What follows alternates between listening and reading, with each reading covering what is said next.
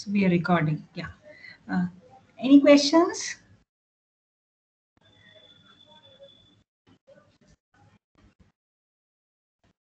Okay. All right. So if there are no questions, there's one request from my side. If you are not speaking, then please keep your mic on mute. Yeah. So if there's some background noise that is recorded otherwise. Okay. So shall we continue if there are no other questions? Yes, ma'am.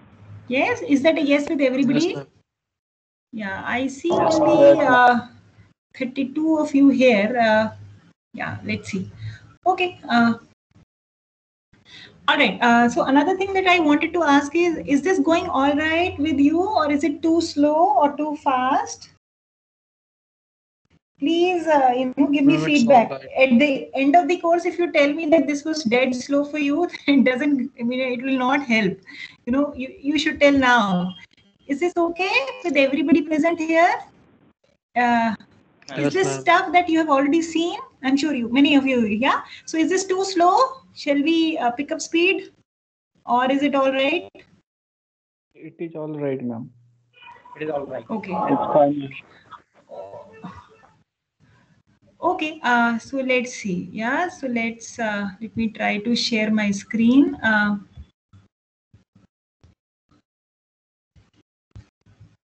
Yes. Yeah. So is it working? Do you see lecture 4 written? Lecture 4 SI 425 basic real analysis written on the screen? Yes, ma'am. Yes. Okay. All right. All right. Thank you so much. Okay. So in the morning, what we did was we have still not stated the completeness property of R. We are heading there. Yeah. So in order to sort of state the completeness property of R, there are a few things that we need to understand. So towards that goal, what we did in the morning, let's just quickly review that. When we sort of define when do we say a non-empty subset of R to be bounded above, provided we can find an upper bound. Yes. And likewise, there is a similar definition of when do we say a non-empty subset of R is bounded below. Yeah. All right. And we say that this subset, non-empty subset, is said to be bounded if it's both bounded above as well as bounded below. All right, and if this does not happen, S is said to be unbounded. Yeah, we saw an example, couple of examples. I will skip that, and we moved on to the another definition. So we realized that there is no uniqueness to the concept of upper bounds. If a non-empty subset of R has an upper bound, then it has infinitely many upper bounds, right? So we thought it might be a good idea to single out the least upper bound. Yeah. So in the set of upper bounds of S, we single out the least element. Yeah. So how do we make this precise? That is here. So given a non-empty subset of R, suppose that S is bounded above. Yeah. So that means an upper bound of S exists, right? So suppose that there exists a real number alpha such that 1 alpha is an upper bound for S. Recall that this means that X is less than or equal to alpha, and this holds true for every element of S. And the next thing that we demand is that if U is any other upper bound of S, then alpha is less than equal to U. Yeah. So if there is something which satisfies 1 and 2, we say alpha is the least upper bound for S, also called as the supremum of S, yeah, and written in this manner. Yeah. So in this picture here that I scribbled in the morning, so alpha, so the least upper bound is somewhere here. Yeah. Okay. So let's see an example. Yeah. Is this okay so far? Is that all right with everybody present here? Yes. Yes, ma'am. Okay. Yes, ma'am. So let's see an example. Yeah.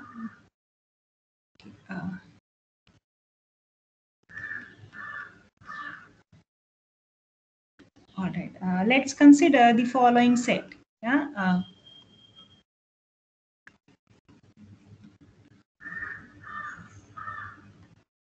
So basically the set 1 by n such that, yeah.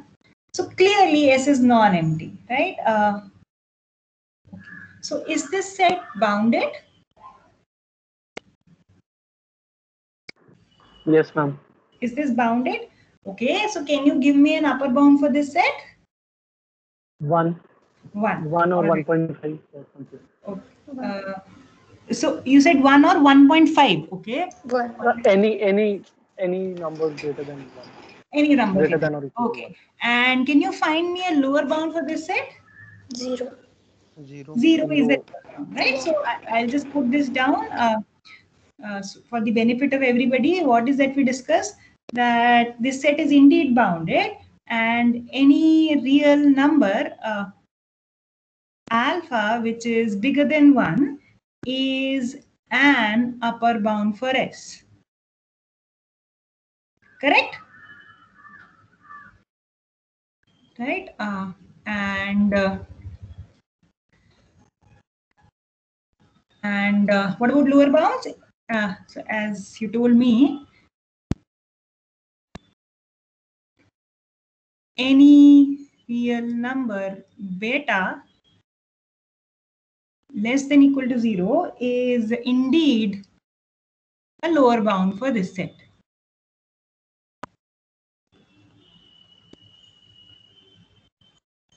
Okay. So now that this set is bounded above as well as bounded below, the next question to ask is, can you find me the least upper bound for this set? 1. So the claim is, so somebody said 0. See, 0 cannot be an least upper bound. 1. Because 0 fails to be even an upper bound for S, right? So the other candidate is 1. Yeah, so let's check. So the first thing is that 1 is an upper bound for S. So I'm taking point number 1 and 2 over here, right? Right. So 1 is indeed an upper bound for S. That's fine. Now, if there is any other upper bound U for S, the claim should be U should be at least as big as 1. Does that hold true in this case? Yes. Yes. Why is that the case? Why is that the case here? Because if we choose any number less than 1, we can find 1 in the set which is greater than that upper bound. Yeah, that's one way of saying it. See, easier is to see this, that, let's note this. Two things. One, everybody agrees that 1 is an upper bound for S. Right? That's one. And the next thing is, 1 is an element of S. Right? 1 is an element of this set. Right? So trivially, any other element, if U is another element, sorry, not element, sorry, what am I saying? If U is any other upper bound for S, then U has to be at least as big as 1 because 1 belongs to S. Is that okay? So these two are enough to conclude that, these two are enough to conclude that 1 is indeed the least upper bound for S. Yeah, so I'll just scribble here. So this is also notation as least upper bound for S. Is this okay with everybody present here? See, this is a very basic example, but you should understand this sort of in the pit of your stomach. Is this okay with everybody present here? Yes. Yeah, see, we are all friends here. There is Yes, no ma'am. shame. Yes, ma'am. Yeah, if there is even one student who doesn't follow this, please ask. See, in a usual class, a physical classroom, I see your faces and I can make out whether you are able to follow things or not. Over here, I really need your help. You need to tell me that whether you are able to follow things or not. Yeah, so let me see how many of you are there. Yeah. So do I take it as a yes with everybody? Everybody follows this little argument? Yes, ma'am. Yes, ma'am. Yes, ma'am. Yes, all right. ma'am. Okay. Yeah, so we will, take up some more examples of, working out supremum and infimum. Let's sort of go ahead a little bit, and then we will come back to it and sort of take up more interesting examples. Yeah. So, for example, so I'll maybe write something for you to think about for now. Yeah. Let me give this. So here's another example for you. So let's take example. Yeah. So over here in this example, let's consider all those real numbers. Yeah. So clearly, in this example, S is bounded, right? 2 is an upper bound and 1 by 2 is an lower bound. Correct? Is that correct? Yes, ma'am. Yes. Yes, ma'am. S is clearly non-empty and S is bounded. Yeah. So can you find me the least upper bound for S? Yeah. Yeah. Something for you to think about. Yes. Least upper bound is 2. Why is that the case here? Ma'am, because if we assume that our supremum is a number that is slightly less than 2, then we know that between any two real numbers, there exist infinitely many real numbers. So that would mean that the real number that we assume to be the supremum, which is assumed to be less than 2, is not the actual supremum, because there would be some elements of S that would be greater than that assumed supremum. That is why Right. 2 has to be that. Right. So say your name, please. I really don't see. I just see my screen and nothing else when somebody says, yeah. What is your name? Priyanshu. Yeah, so Priyanshu is absolutely right. But the thing is that, we are yet to discuss that between any two real numbers, there is always another real number. Yeah, so things like that. We will take, you're right, but let's just do step by step. Yeah. So this is something that I want all of you to think about. In fact, I'll write one more example. One more example. So contrast your answer to the previous question with this one. Yeah. So I just added an equal to sign here. Yeah. Over here also, clearly S is bounded. Clearly S is non-empty. What is the supremum of S? Yeah. What is the least upper bound in this case? Yeah. Something for you to think about. Okay. So I will sort of get back to these examples in a little while. Yeah. I want to sort of give you some time to think about these questions. Is this okay? Does the question make sense to everybody present here?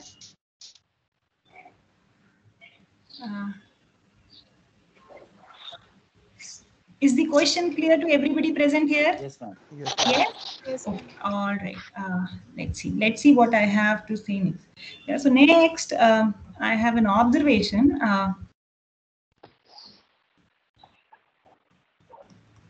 What is that? So so I'm working with this assumption that S is a non-empty subset of R. Yeah. Not writing it again and again. So if S has a supremum, yeah.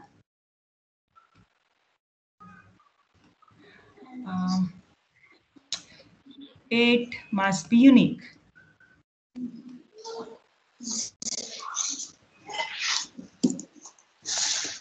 What am I doing?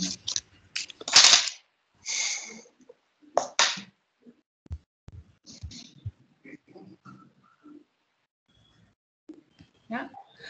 So, let's go back to the definition. We will spend some more time to it. Yeah.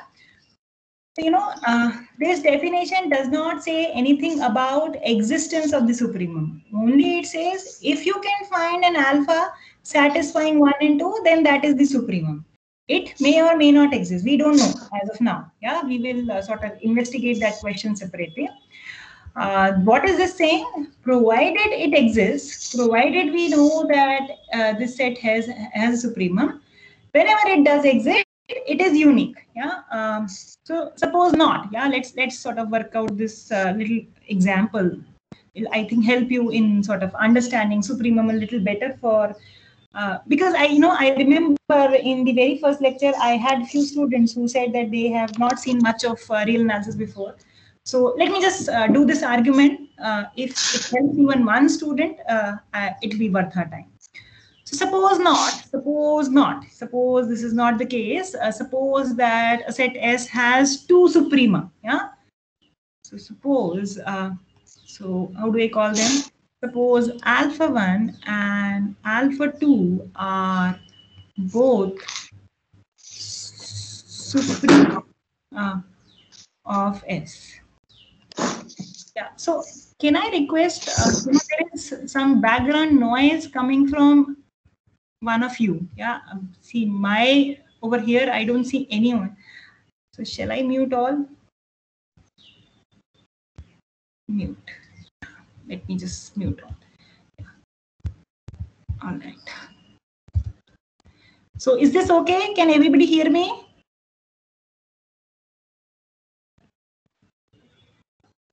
Yes, ma'am. Yes. Ma'am. Yeah, and we don't have a background noise. Okay. So suppose alpha 1 and alpha 2 are both suprema of S. So by this, the order property of R that we talked about, we remember, right? R is an ordered set. So we know that one and exactly one of the following statement is true. Yes, exactly. One of the following statement is true. What are those? So one possibility is that alpha 1 is strictly less than alpha 2. The second possibility is alpha 2 is strictly less than alpha 1. And the third possibility is the both are equal. Yeah? So we will try to rule out 1 and 2 and say that 3 is the only possibility. Right? So let's look at it here. So let's look at scenario 1. Suppose that alpha 1 is strictly less than alpha 2. Now what is that we have? Alpha 1 and alpha 2 are both suprema or least upper bounds for S, and alpha 1 is strictly less than alpha 2. So let's look at this. So in case 1, what is going to happen? In 1, so let's note this. So alpha 2 is the suprema of S. Alpha 2 is the, well, I should not use the word the here. So alpha 2 is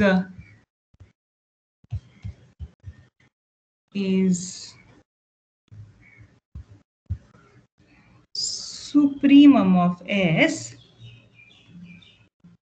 Yeah, that is the least upper bound.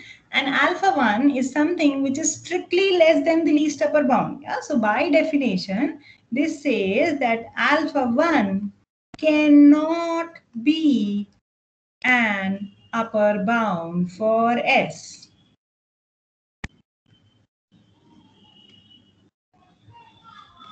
Is this okay with everybody?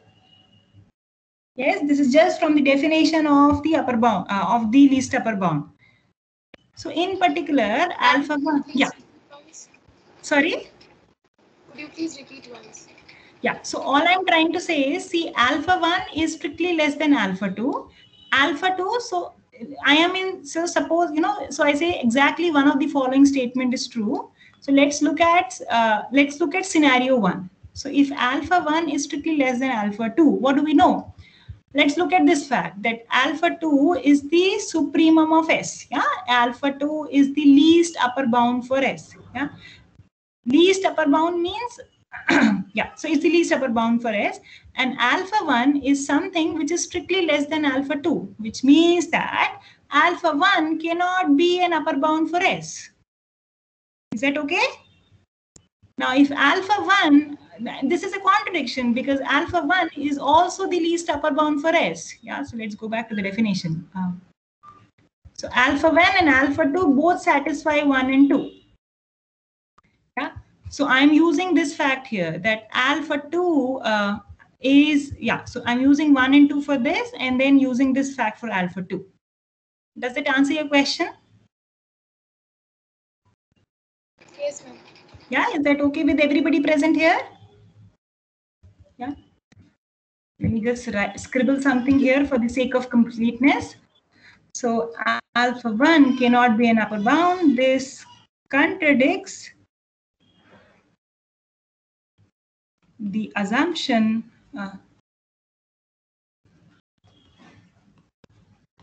that alpha 1 is supremum of S.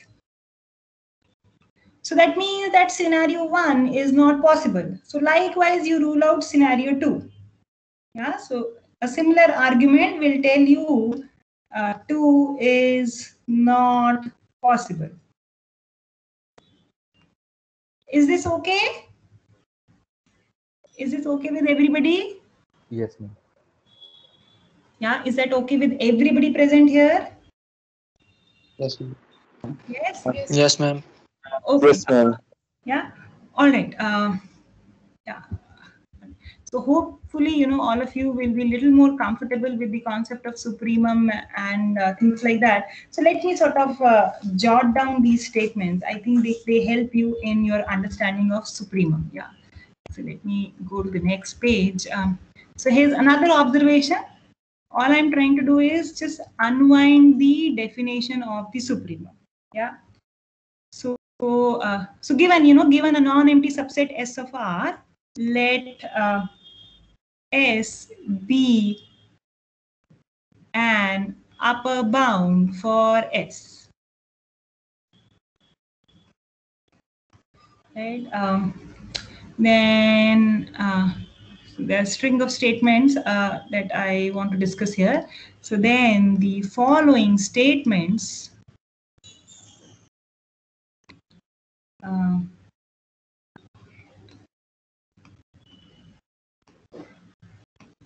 are all equivalent.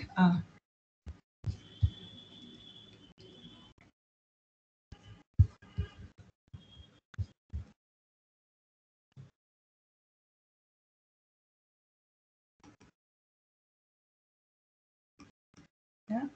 So what are those? Yeah. So I'll maybe write it as a proposition or something.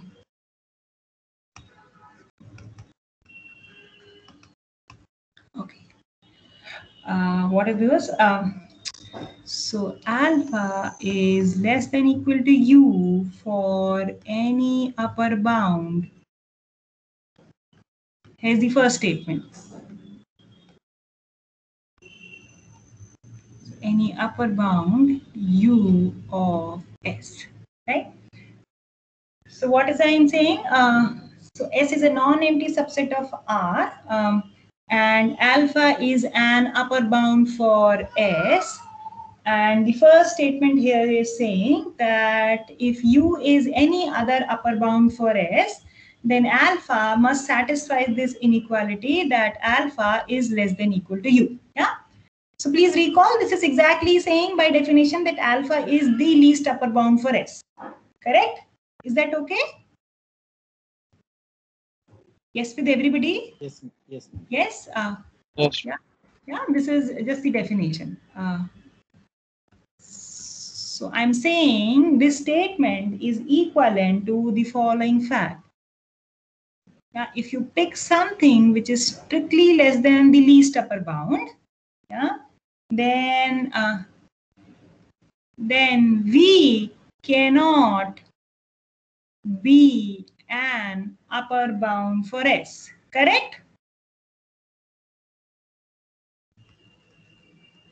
Yes, ma'am. Yeah? Yeah, is everybody with me? Yes, ma'am.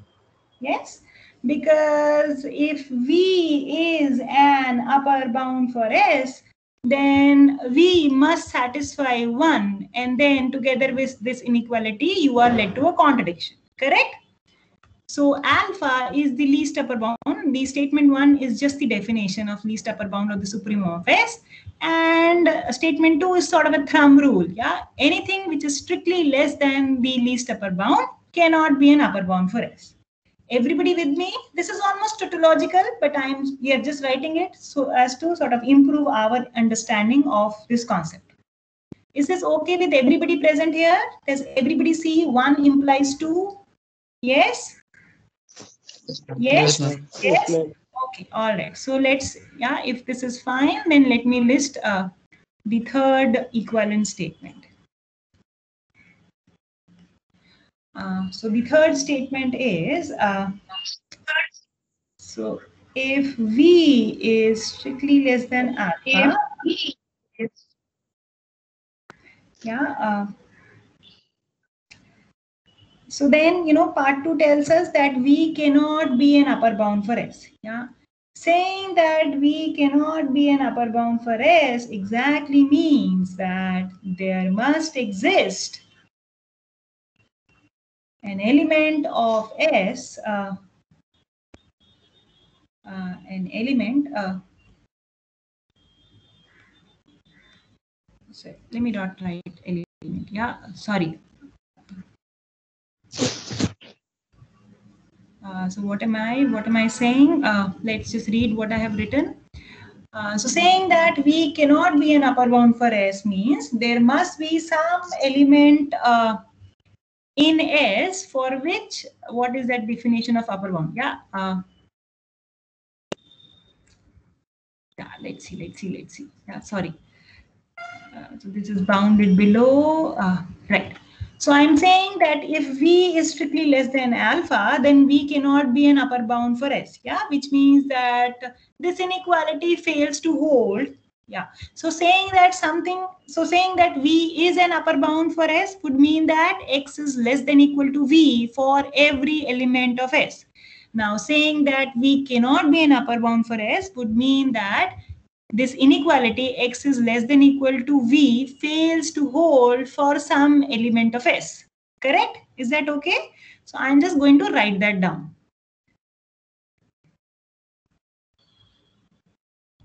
Let's come back here.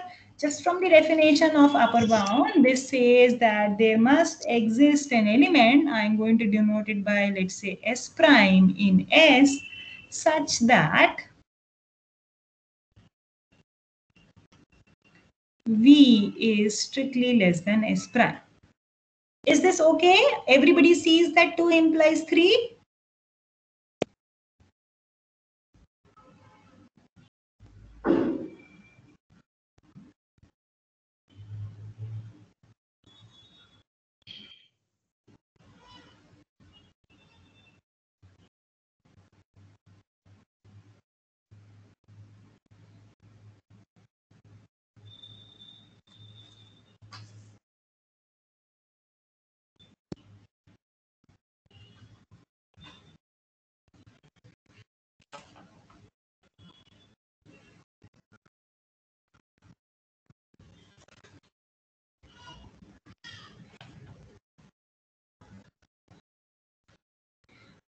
Yeah, so let me repeat my question. Does everybody sees that 2 implies 3?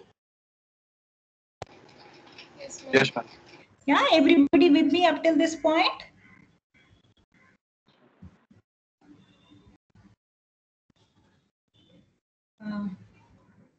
Is this okay? Everybody with me up till this point? Yes, ma'am. Yes? Okay, so shall Yes, we move ma'am. on then? Yeah? Okay. All right, let me make the fourth statement, which is here. So I'm going to say that statement 3 is equivalent to the following thing. So for every epsilon positive, there exists,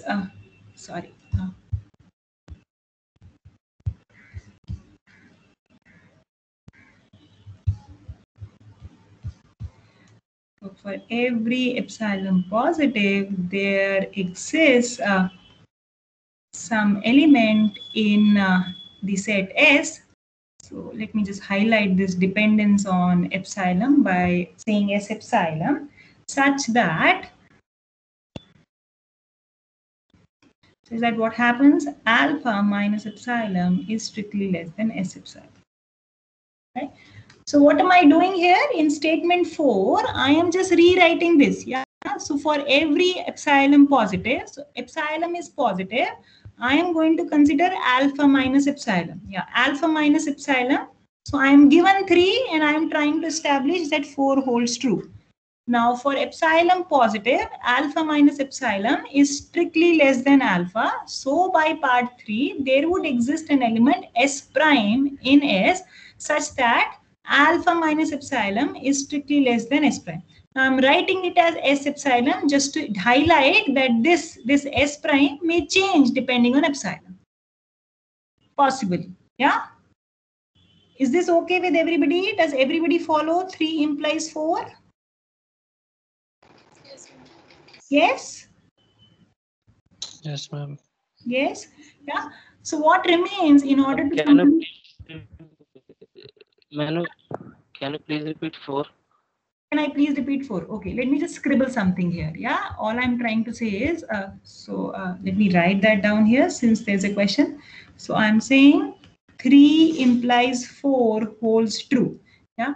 So what is I'm giving? So given in 4, for every epsilon positive, yeah, I'm going to look at alpha minus epsilon. Now clearly alpha minus epsilon is strictly less than alpha, right? Yes? Yes. So hence by part 3,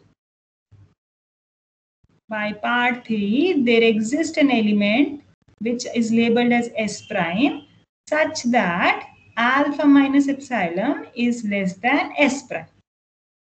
And that's it. That's exactly the statement of 4. Right?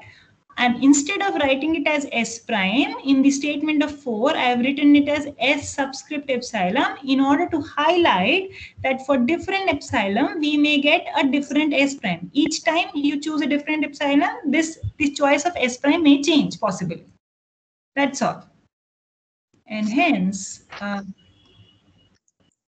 4 holds. Is this okay? Yes, ma'am. Okay, ma'am.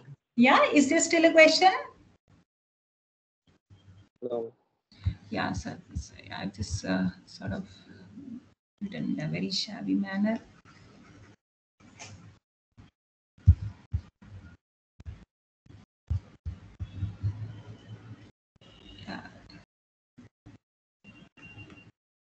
Okay, so let me ask again. Everybody with me up till this point? Yes, ma'am. Yes, ma'am. Yes? Yeah? All right. Mm. Okay. So in order to complete the, see, I'm not writing down 1 implies 2 implies 3 implies 4, implies 1, meaning the proof in all its gory details.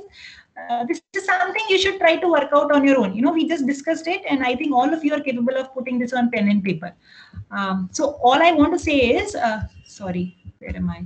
All I want to say is, in order to complete the proof of this statement, we have discussed 1 implies 2, 2 implies 3, 3 implies 4. What remains is to complete this observation. Yeah, so all remains, where am I writing and what is happening? Yeah. This remains, correct? Once we establish this, then we will be able to claim that all of these 1, 2, 3, and 4 are equivalent statements. Is this okay? Everybody understand this bit is to be done, yet to be done?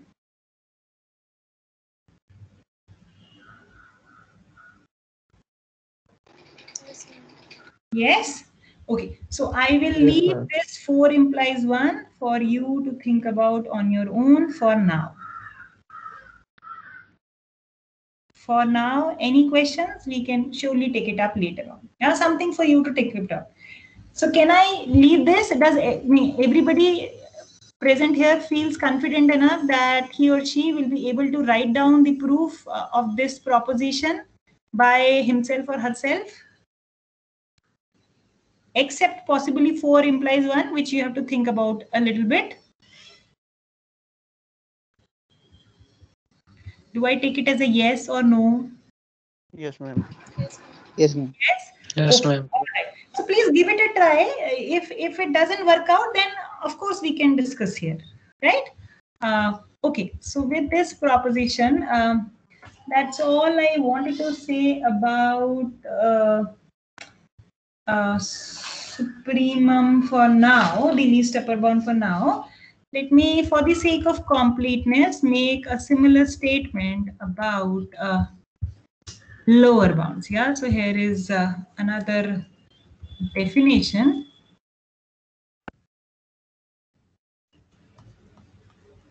Yeah. So let's remind ourselves that S is a non-empty subset of R.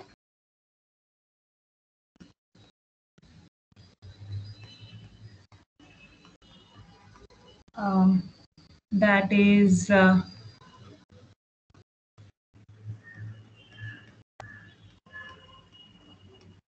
bounded below. Yeah, so far we have been talking about non-empty subsets of R which are bounded below. Sorry, bounded above. Suppose that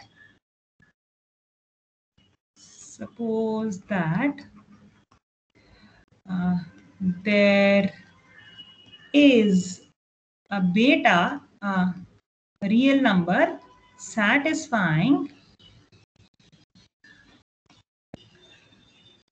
1. Beta is a lower bound for S.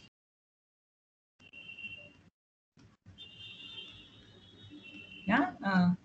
So please recall, what does it mean? It means that beta satisfies the following inequality for every element of S. Yeah, that's first. And the second statement is that if there is any other for any lower bound, so what is the alphabet that I should use? I used V, right? U already, so let me use V. V of S, I must have, right? So what is beta doing? Beta is we're trying to single out the of all lower bounds of S. Yeah, is that okay? Yeah. So just like we tried to make the definition of the least upper bound, this is analogously over here what I have defined is the greatest lower bound. Yeah. So if there is a beta satisfying 1 and 2, then beta is said to be the greatest lower bound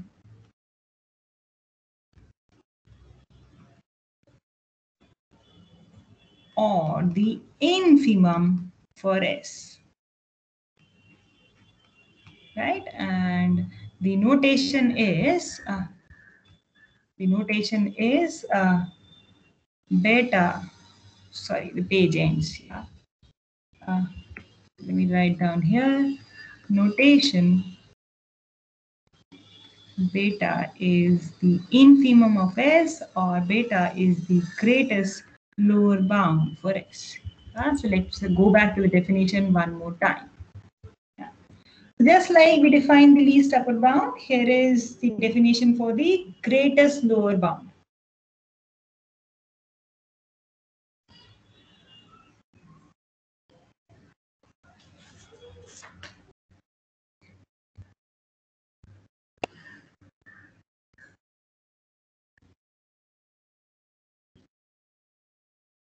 So is this okay?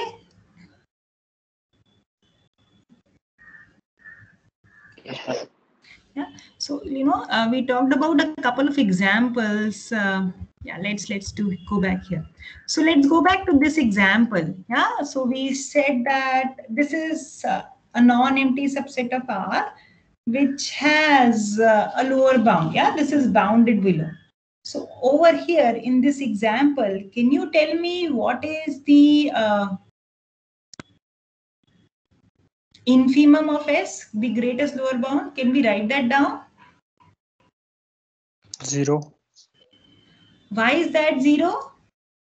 Meaning, my question is, why is 0 the greatest lower bound? So all I'm trying to say is, this requires a little bit of work, right? I'll maybe put one more example here. Yeah, somewhere here in green. Let me put one more example.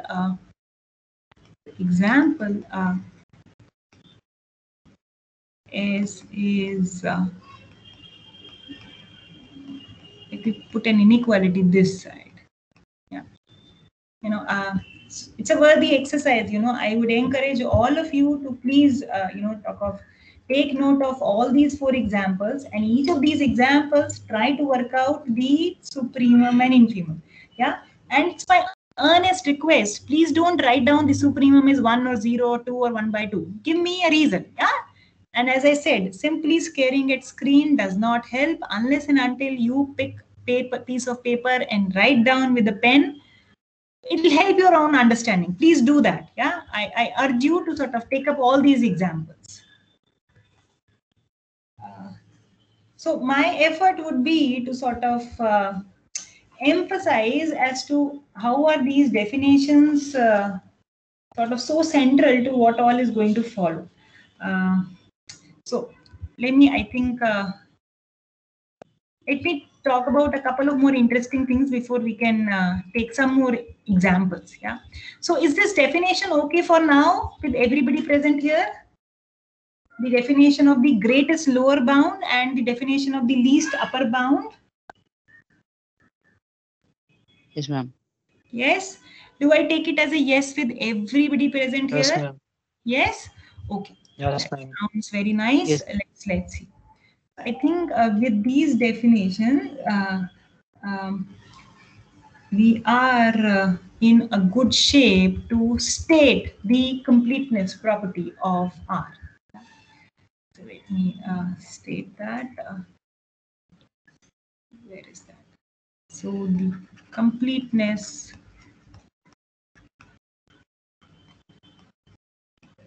property, this is also called as the supremum property.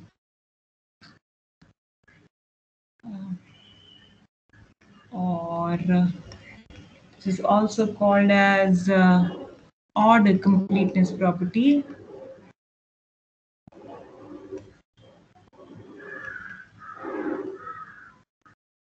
And this is also called as the least upper bound property. Yeah, but what is it? What is the property?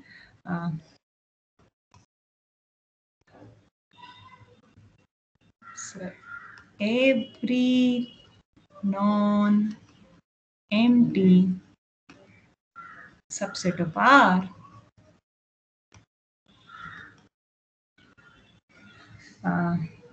that is bounded above has a supremum in R. Yeah. So what is it saying? You give me any non-empty subset of R which is bounded above, then saying that R has the completeness property says that it has to have a supremum in R. Yeah. What I'm trying to say is that let's go back to this definition. Here is the definition of supremum. Yeah.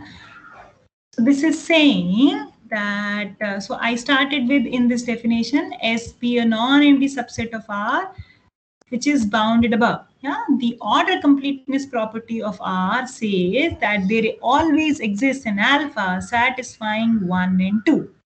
Yeah, is that okay? point to be noted here is what does the order completeness property say and what does the order completeness property does not say.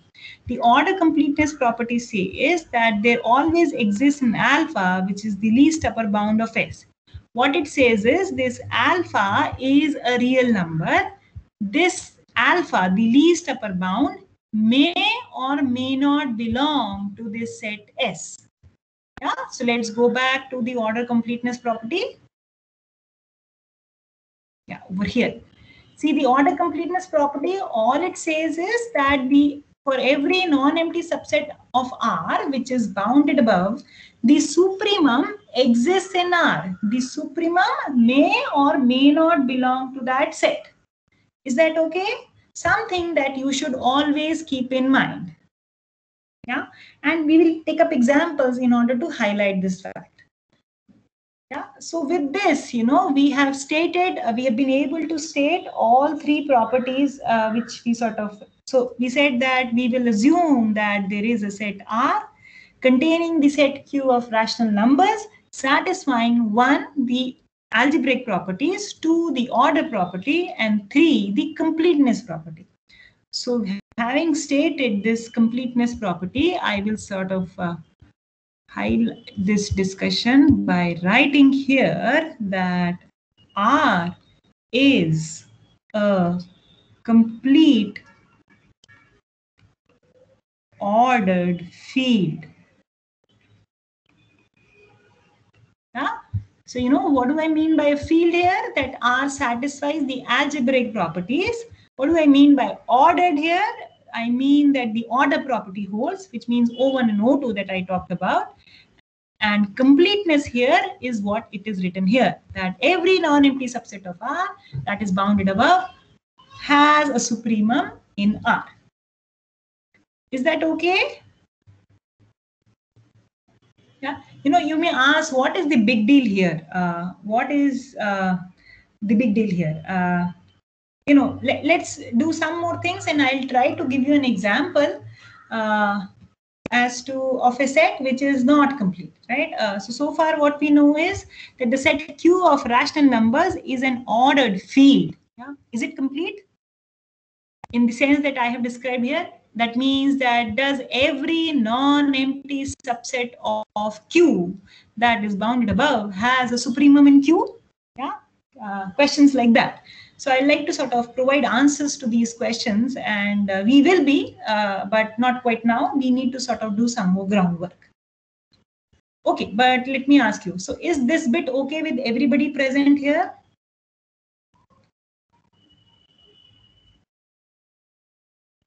Yes, ma'am. Yes. Everybody said me. Any questions so far? Please ask.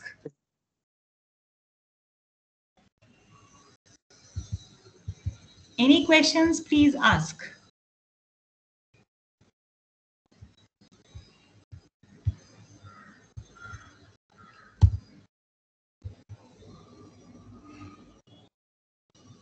Okay, so do I take this silence as a yes?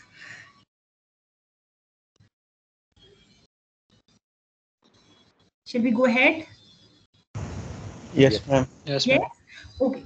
All right. So, what I would like you to do is to learn some applications of this order completeness property. Sounds very good. Sounds very nice that every non-empty subset of R that is bounded above has a supremum of R. But what good it is? So let's talk about those things. Yeah. Let's see if I can try to convince you that this is indeed very, very powerful. So next come the applications of the completeness property of R.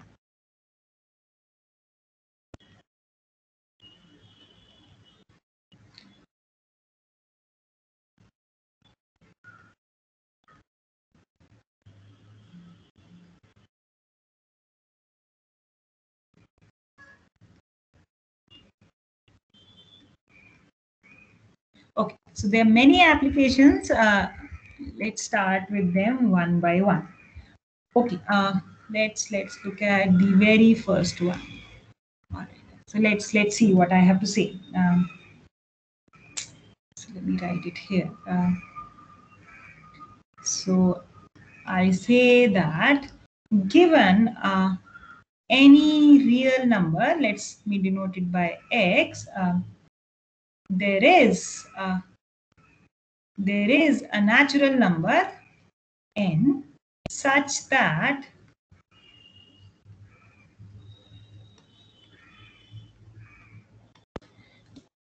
x is strictly less than n. Yeah. So what is this saying? You give me any real number and I will be able to find a natural number which is bigger than that real number. Now, what is this saying? What is this saying? In particular, what is this saying? So let me try to scribble in a different color.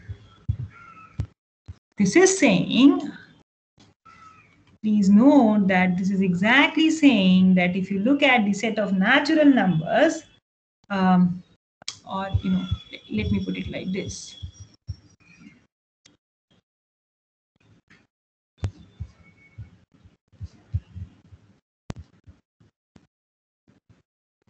Let me sort of fix this and then I'll write what I wanted to. So such that, all right. Yeah. So what is this saying? This is saying that this is just another way of saying that x cannot be an upper bound for the set n of natural numbers. Does everybody understand that what I have written in black and red ink are two equivalent statements?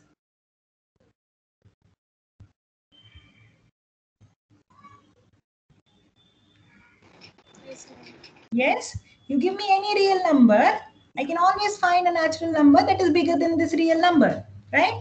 Which means that this real number x cannot be an upper bound for n. Saying this one more time, this is exactly saying that the set of natural numbers is not bounded above.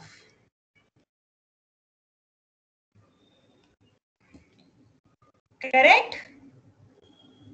Statement 1 says x cannot be Yes, ma'am. an upper bound for n, and this x is varying throughout this real line. No real number can be an upper bound for n. This is exactly saying that set of natural numbers cannot be bounded above. Yes, is that okay? Is that okay? Yes, ma'am. Yes. So, it looks like very cryptic, but this is exactly what it's saying. The first application of the completeness property is, here I am going to give you a rigorous argument to state that the set of natural numbers is not bounded above. Yeah? So this has a name. This is called as the Archimedean property of R. Yeah, so let me write that down. So this is the Archimedean property.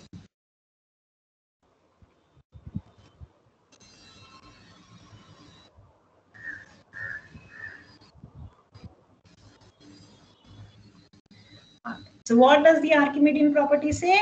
Says that given any real number, there is always a natural number that is bigger than this real number. Yeah. Now you may ask, why do I write it like this and why not like this? Yeah.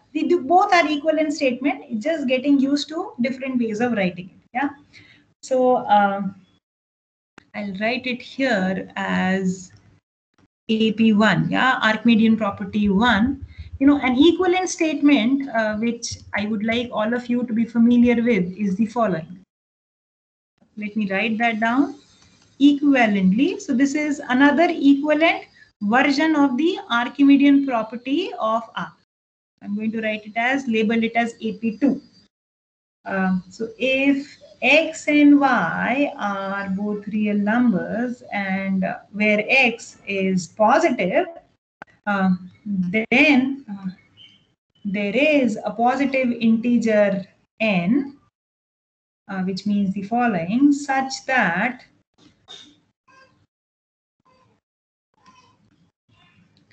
nx is bigger than y.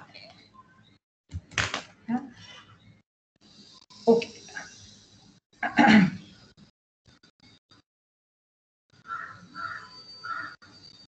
So what do I achieve by writing it in this format? So let me sort of try to sort of read the statement of the second version one more time. So given real numbers x and y, where x is necessarily positive, the Archimedean property of R asserts that there is always a natural number n such that n times x is bigger than y. Yeah. So let's see, what is this saying? What is this saying? So suppose this is not true. So suppose this.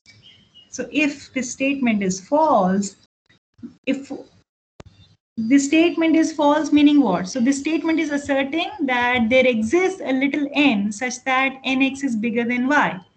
So the negation of this statement would be that for each little n, for each natural number n, we have, what do we have?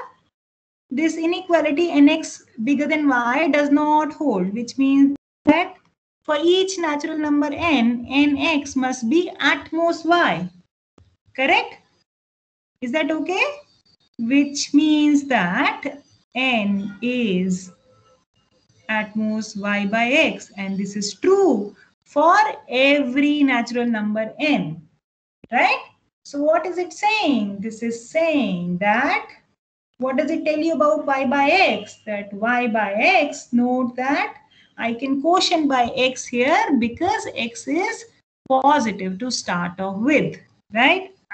This is saying that y by x is an upper bound for n. Is that okay? Is that a yes? Does everybody see what am I writing? Yes, ma'am. Yeah, can you follow what am I trying to say? Yeah. Yes, ma'am. Yeah. So, you know, all of this, what I've written in red ink and black, they're all equivalent statements. Sometimes it is much more useful to say n is bounded, not bounded above.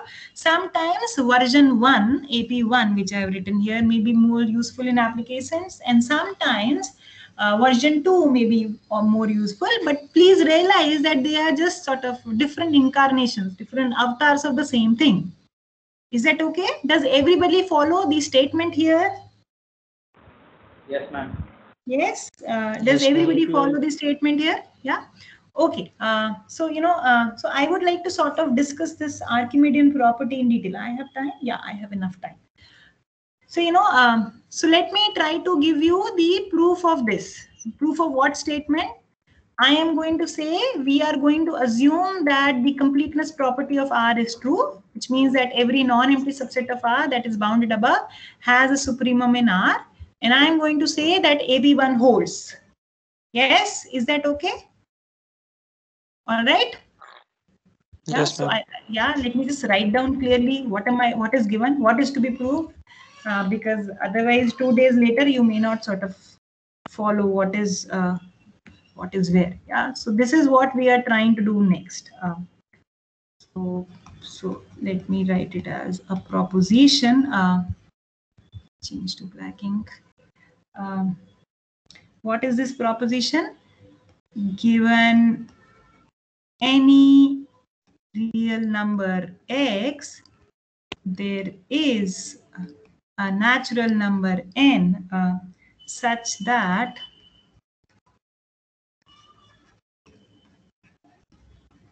this is true. Yeah. So I'm going to try and scribble a proof of this statement here.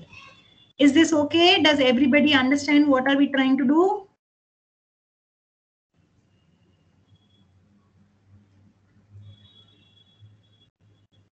Yes, ma'am. Yes. Yeah. So if you're wondering where are we heading, is this okay, or you know, are you all lost, or is this okay? Is this going okay with everybody present here? Yes, ma'am. Yeah. If there is a doubt, please ask.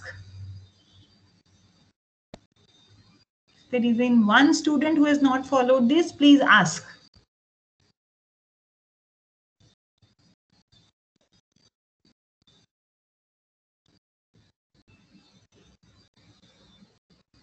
Okay, I take this silence as a yes and we go ahead. All right. Suppose this assertion is false, right? So let's write that down. Suppose not. Yeah. So suppose this assertion is false.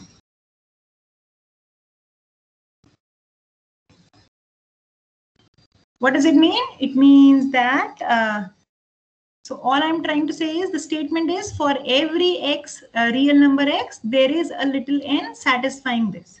Now, when I say this is false, meaning I have to negate it, which means what would be the negation is? The negation would be then there is a real number, then there is a real number x in R such that this is true and this is true for every natural number n. Yeah, is this bit okay with everybody? All I've done is just negated the statement there. Yeah. For all becomes there exists. Yes, ma'am. Yes. Yeah. All right. So what is it saying? As we discussed, this is exactly saying, this statement is exactly saying that this real number x is an upper bound for the set of natural numbers. Correct? Yes? Yes, ma'am. Yes? Now, the set of natural numbers is clearly a non-empty subset of R. So I can apply the completeness property of R. So by the completeness property of R, what does the completeness property of R say? Let's just remind ourselves. The completeness property of R says that every non-empty subset of R, which is bounded above, has a supremum in R. Here I am going to apply it to the set of natural numbers. The set of natural numbers is non-empty subset of R, and we just showed that X is an upper bound, which means that this is bounded above. So I'm going to apply the completeness property of R to this set N. So what will it tell me? It will tell me, the completeness property will tell me that the set of natural numbers has a supremum in R. I am going to label that supremum as alpha. Right? So what is alpha? Alpha is the supremum of the set of natural numbers. Is this okay? Everybody with me? Yes, ma'am. Yes? Yes, ma'am. Right? Okay. Now what am I trying to do? I have to sort of prove this, yeah? Prove this proposition, yeah? Get around this. So let's unwind this definition, yeah? Let's fiddle around with it. Now let's look at, what do I start? Let's look at alpha minus 1. Now, yeah, so let me write this. So everybody knows this, yeah? Alpha minus 1 is strictly less than alpha. What is it I have written? So the observation here is alpha is the supremum of n. Please recall, alpha is the least upper bound of the set of natural number, and alpha minus 1 is something which is strictly less than the least upper bound. So by the definition of least upper bound, alpha minus 1 cannot be an upper bound for the set of natural numbers.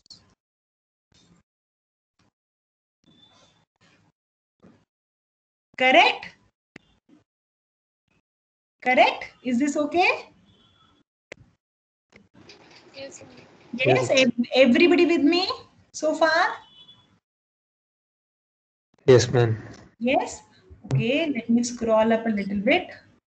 Okay. Yes, ma'am. So the saying that alpha minus 1 is not an upper bound means that there must exist some integer, I'm going to label it as n0, such that alpha minus 1 is strictly less than n0. Because if this inequality does not hold for every integer, that would imply that alpha minus 1 is an upper bound, right? So there must exist an integer, a positive integer, a natural number n0, such that alpha minus 1 is strictly less than n0, right? Is that okay? All right, such Sure. that. True. Everybody with me? Yes? Yes, ma'am. Yes. Yes. Now saying that alpha minus 1 is strictly less than n naught means that alpha is less than 1 plus n naught. Correct? Yes? Yes. Proof is Yes. over. Now n naught is a natural number, so ma'am. is 1 plus n naught. Right? Yeah, let's note that down. That 1 plus n naught is also a natural number. Now, alpha is strictly less than 1 plus n naught, which is a natural number. But please recall what is that we had. Alpha is the supremum of n. This contradicts the fact that alpha is an upper bound for n. Right? Yeah, this cannot happen. We are at a contradiction. This is a contradiction. Since alpha is the least upper bound of n, in particular, alpha is an upper bound for n.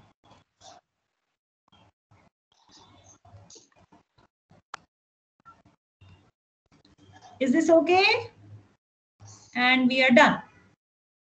Does everybody follow this? You know, I'll pause for 2 minutes. Any questions, please ask.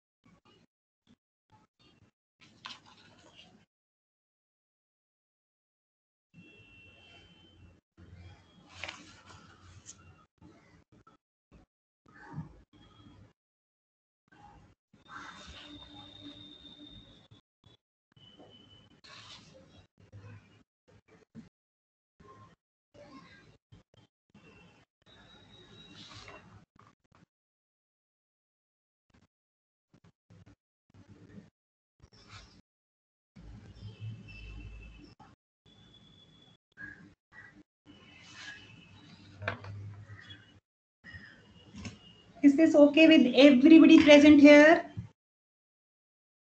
Yes, ma'am.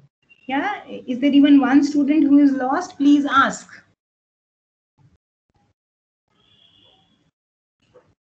Yeah. So shall I assume this proof is okay with everybody present here? Yeah, somebody has a okay. question? Yeah, somebody has a question?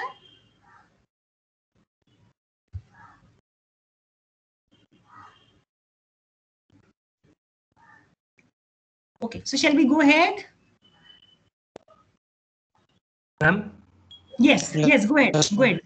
Yeah, go ahead. Go ahead. Ma'am, why we are not stating that alpha is the least upper bound at the very last line and saying that alpha is an upper bound? See, you can Alpha. say that alpha is the least upper bound, but the only thing that this is contradicting here is that alpha is an upper bound. So saying that, over here I have demonstrated that there is a natural number 1 plus n naught such that alpha is strictly less than 1 plus n naught. This cannot happen since alpha is an upper bound for n. Yeah. Yeah. Yeah, no, you'll be right. Even if you say that alpha is the least upper bound, alpha is the least upper bound has two properties. I'm using one of them. The other Yeah. one it doesn't play a role here in this contradiction. Over here, Yes. you know, it plays a role elsewhere, but not here. Yeah, got it. Yeah, that's the only thing, right? Okay, ma'am. Yeah. Yeah. Anything else? Okay. No, ma'am. Yeah. Anything else with any other student?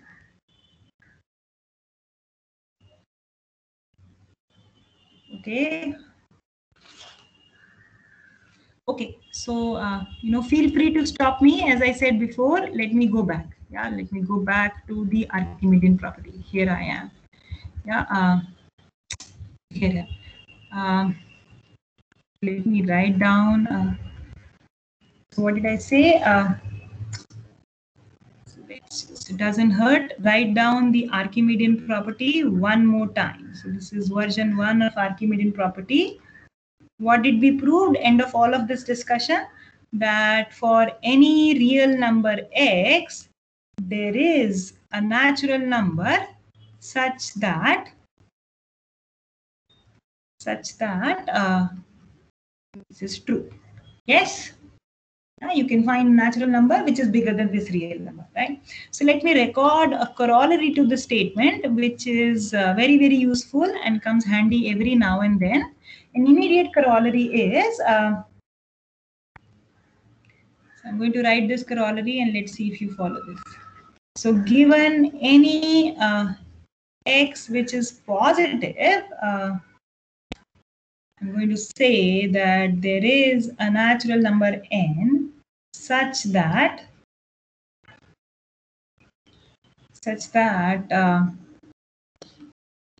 I'm going to look at the reciprocal. Yeah, 1 by n is less than x. So do you see how does this follow from the statement of the Archimedean property?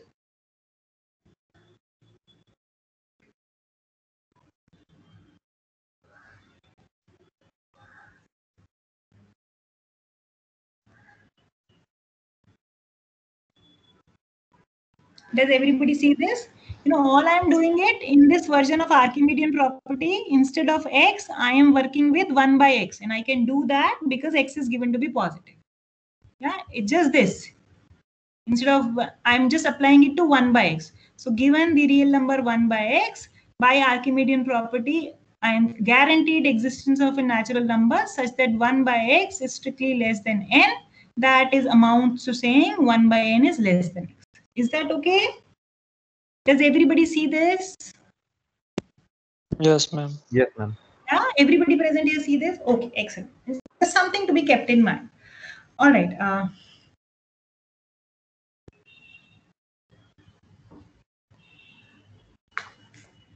Okay. All right. So I think with this corollary, I like to sort of maybe I should sort of take this example. We have sort of not worked out any example. So let's sort of try to end today's class by taking up this example. Let's see if we can finish this. Yeah, so let's go back to this example. So let's look at this set S, which is 1, 1 by 2, 1 by 3, 1 by 4, and so on. Yeah, so this is the set reciprocal of the set of natural numbers, right? Okay. So the question is same, right? We had worked out the least upper bound for this set S, right? Now, the question is to work out the greatest lower bound, right? Okay. So in order to do that, I forgot to mention that. Maybe it's before it's too late, I should mention it here. So I said this. Let's go back to this slide of completeness property, that every non-empty subset of R that is bounded above has a supremum in R. So I will maybe sort of write it down something. I'll just write it down here. So an immediate sort of corollary to this statement is following, that every non-empty subset of R which is bounded below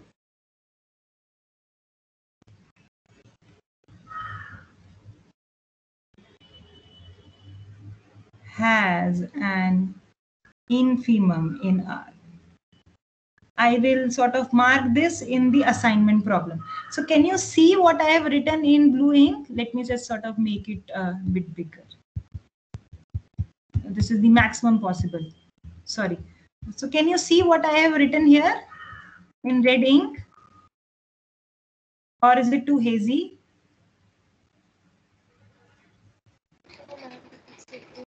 Sorry?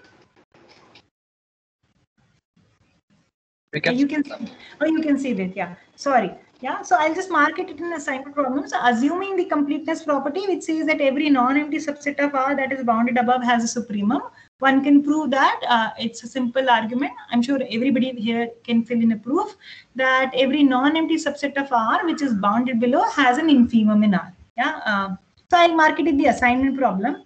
So let me now go back to the example that I wanted to discuss, right? So, so we have already talked about the least upper bound for this set. Now I am interested in taking up the question of the greatest lower bound or the infimum. Yeah. Okay. So let's start with this. So is S bounded below? Is S bounded below?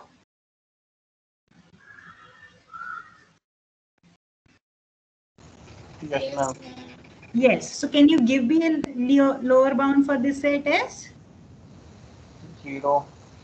0. Yeah. So everybody sees that 0 is an lower bound for this set.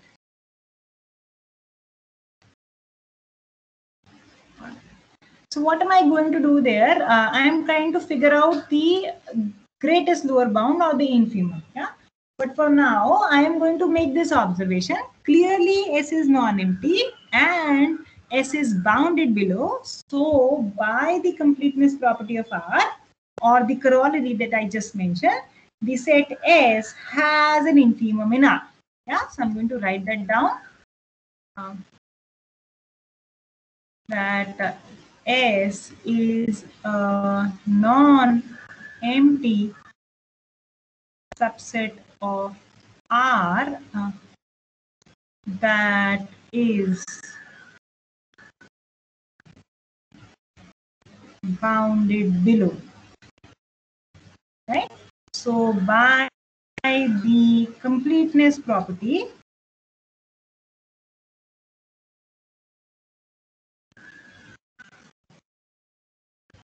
of R, the infimum of S exists, right? The set S has an infimum. So what am I going to do? So I'm going to denote the infimum as beta, right?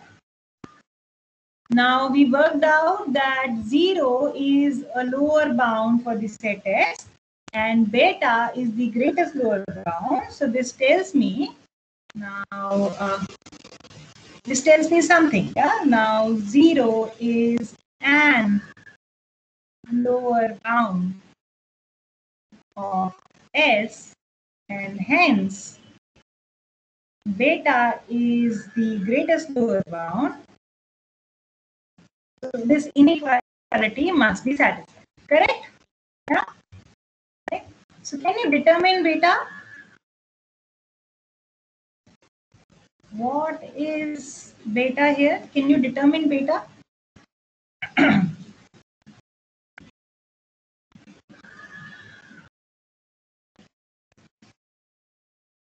Yeah.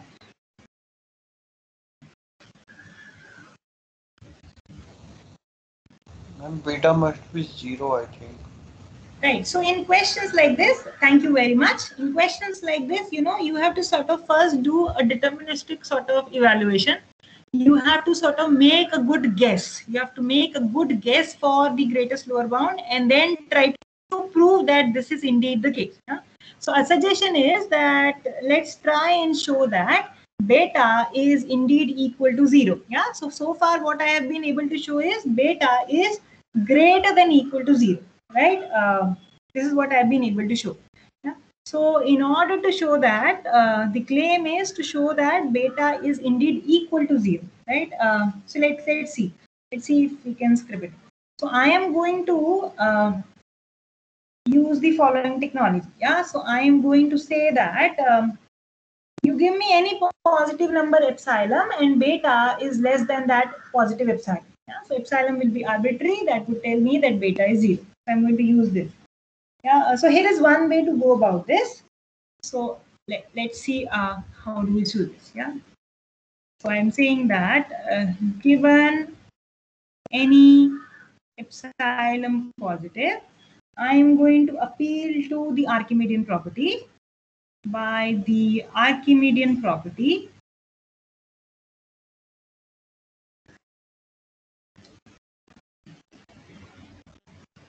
yeah, you must be wondering where does this come into the picture, but let's see. Hold on. There exists a natural number n such that this is true. Yeah, this is just the Archimedean property. Correct? Is this okay? Does everybody see this?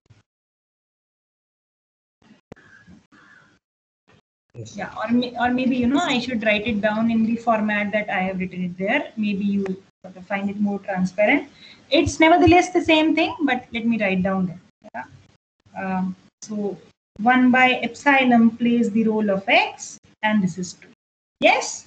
Is that okay? Yes? You know, and this n may possibly change with epsilon, so there's some dependence on epsilon. So I'll just highlight that. Yeah, there exists a natural number. I'll just highlight that this n depends on epsilon. So I'll put a subscript here, epsilon. Yeah, so n epsilon. Yeah.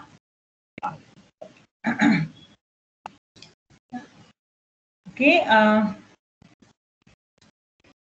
Now n is a natural number, right? So, you know, let me write it down like this, or equivalently.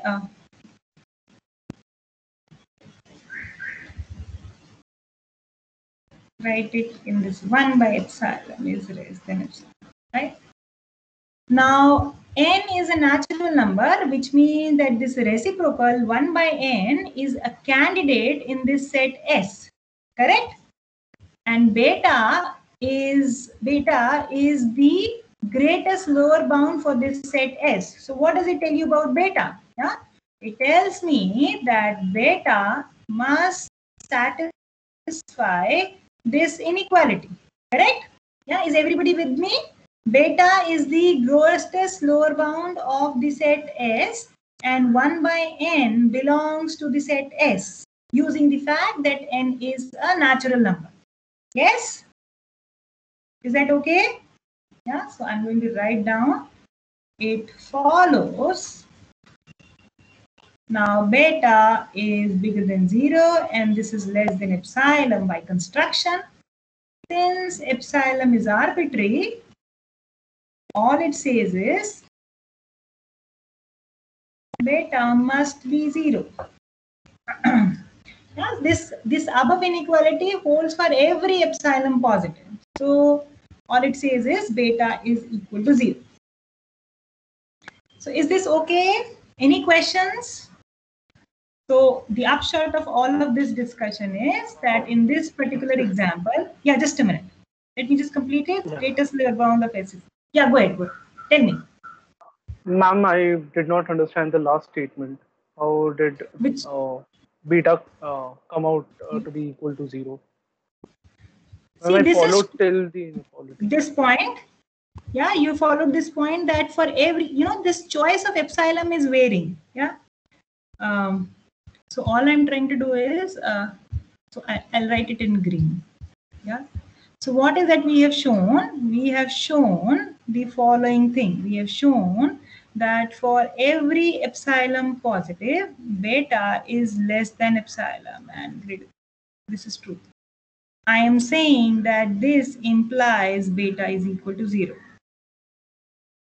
I'm using this observation.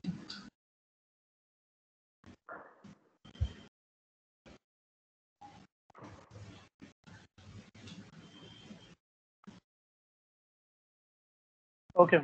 Yeah, is that okay? Yeah. Yeah. The Yes. upshot of all of this discussion is this, the green box, right? Is that okay? Does that answer your question? Yes, ma'am. Yes. Okay, ma'am. Yeah. Yes. Yeah, so I think my time is up, and you may have another class at 3:30. So I will stop right here, and from next time we will sort of continue with this example. Yeah, I see some sort of uh, hesitance. So if there is a question, we will take it up next time. Yeah. All right. Thank you so much for your time. Thank you, ma'am. Thank you. Thank you, ma'am.